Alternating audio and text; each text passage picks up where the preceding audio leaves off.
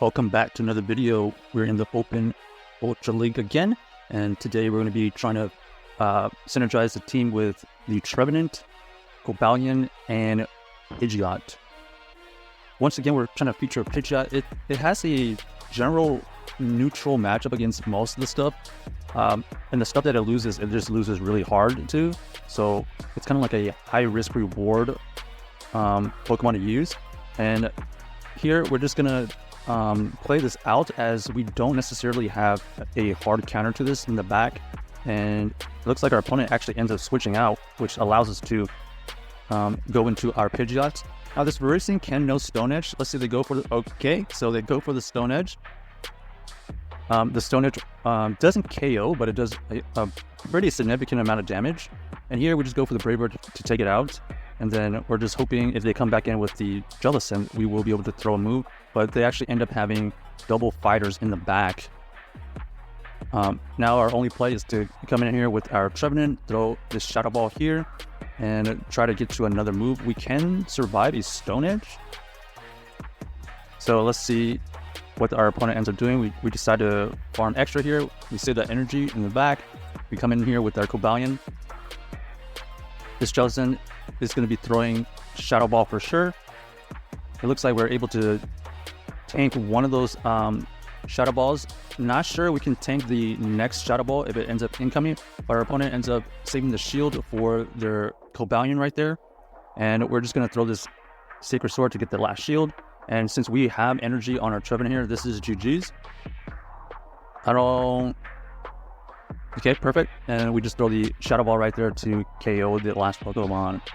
So GG's to our opponent right there. We just had to wiggle our way out of that situation. Fortunately for us, our opponent ended up switching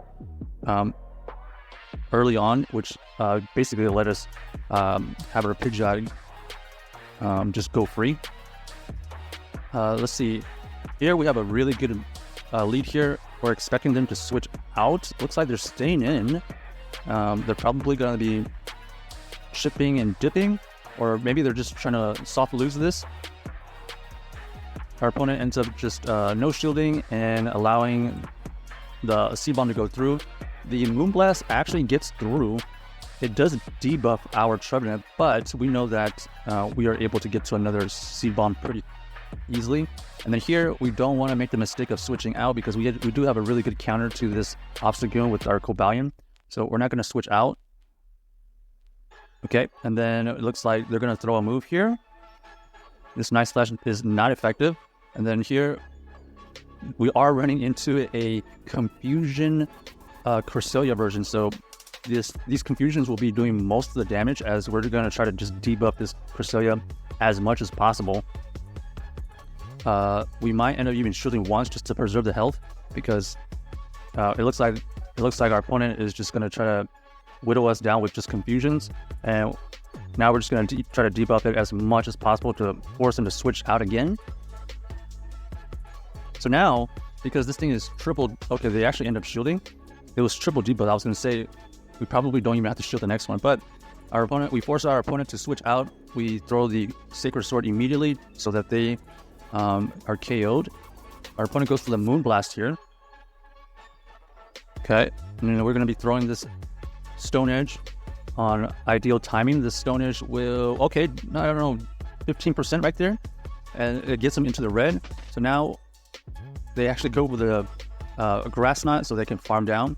And here, all we have to do is just throw on good timing, and then one shield farm down, because this Cresselia is running Grass Knot and Moonblast, so they have to go for at least 2 charge moves. So GG's to our opponent right there, and on to the next one. So with this team, if we don't have a super hard counter in the front, usually we have a good chance whether we soft lose or hard win the lead. Here we decide to switch out because this is a Shadow Snorlax, and we kind of have 3 things relatively good against this thing. Our opponent goes for the Superpower and Dip strategy, and so here we're just going to Feather Dance this Charizard. This is a Shadow Charizard, so it is going to do some major damage if we don't be careful.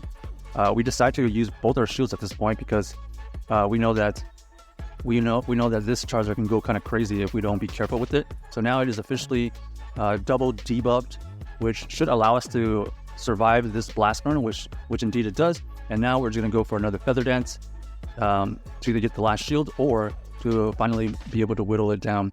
Our opponent does their best to basically take out this Pidgeot as fast as possible. They go for the Dragon Claw, and unfortunately for them, because they're debuffed a lot, they are not able to KO us. So this Charizard is done. We got 2 shields out of our opponent actually, and we actually were able to flip the switch as well. Here, we're going to have to tank a Shadow Ball. We do survive the Shadow Ball. Our opponent tries to switch back in quickly. And then we're going to be able to get to this Sacred Sword, which is going to do huge damage because this is a Shadow Snorlax. And then the idea here is to farm down. We know that they're going to throw a Superpower here. This Superpower will not KO. And now we're just going to try to race to a Stone Edge. The Stone Edge is important because now it is going to be able to be in range of... well, actually, I was going to say maybe it's in range of Seed Bomb, but it's close. Our opponent goes for the Surf, and we decide that we can go for the Shadow Ball because we can survive 1 Hex, and indeed that's exactly what happened. So GG's to our opponent right there. We actually play that as well as we could, considering... Was it a triple Shadow team? What was it? Oh no, it was Jellicent in the back. So almost triple Shadow team. Shadow Snorlax, Shadow Charizard core with the Jellicent. Alright, here is pretty bad situation. We do not have a counter to this. We don't have 2 counters to this in the back. All we have is the Cobalion, so we have to let this go down and then potentially try to farm it with the Cobalion. The good news is we were able to get a shield, so they actually end up switching into the Trevenant, which is interesting because they would have won that. They would have won that lead, I think. So here we also want to make sure we don't allow their Auroras to farm us a ton, because that's the whole idea right now. And we're just gonna full farm down. So we leave our Pidgeot with as little health as possible. We have 100 energy. We're gonna throw this Brave Bird. Even though it's not that super effective, they are having to be wary about a second Brave Bird. This second Brave Bird would KO, and that's when they end up shielding. We decided to switch out because we know that Auroras doesn't have any move that can affect this Cobalion, and we're just banking on 2 shields with the Cobalion to carry us to victory in the end here. This is actually going to be tricky because this Swampert potentially could go for Earthquakes, but luckily for us, we have 2 shields, so I think we're just going to double shield at this point. Let's see how this plays out. Throwing on ideal timing here. Okay, we're actually going to get it. We're actually going to get our opponent to throw a move first. Here we're just going to throw on, after 1 fast move, we go for the Sacred Sword. And since we know that this Sacred Sword my second Sacred Sword is ready, we're just going to throw immediately. We're not going to go for the 1 fast move and throw, because it's a guaranteed win if we could just throw back to back. So there we go. We take down that Auroras with this Cobalion. That Cobalion ended up being MVP in the back right there.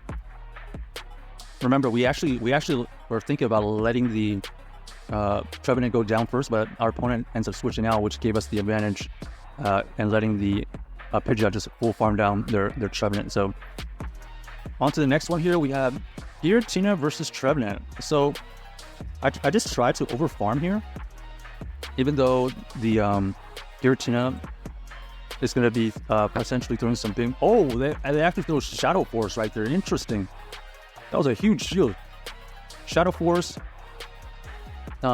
is very interesting because it takes a lot of energy, but it also would do huge damage. And I guess that's why maybe they decided to go for the Shadow Force because they have Ancient Power, or maybe they just had Dragon Claw. We don't know yet. Here we're just gonna allow this Cobalion to take 1 Sacred Sword, because we know that we could either try to farm down this Cobalion and throw this energy back at this Giratina, because we had that Shadow Ball go through from our Trevenant, and it looks like our opponent throws a Shard Move. Did it end up being Dragon Claw? Ancient Power. So it makes sense that they actually threw the Shadow Force because they had only the Shadow Force doing good damage. And now our opponent ends up coming back in with the Articuno. Okay, so here we're going to come in with the our own Pidgeot to just basically debuff this Articuno as much as possible. We're thinking about shielding here. Yep. Even though we did get debuffed, this Pidgeot's goal is to try to get this last shield, or either try to... oh, they actually go for the Ancient Power there, which is debuffed, which helps us survive. But now we're going to go for another Feather Dance. We do end up getting that shield, and we are able to get to an additional Feather Dance. So this Articuno is already triple debuffed at this point, and we aren't able to get to another charge move here, but we're going to try to force them to use energy, and they did the right thing, try to farm us down, but because they were so debuffed, we were able to get to another Sacred Sword. So GG's to our opponent right there. Check out this team and let us know if you enjoyed the video.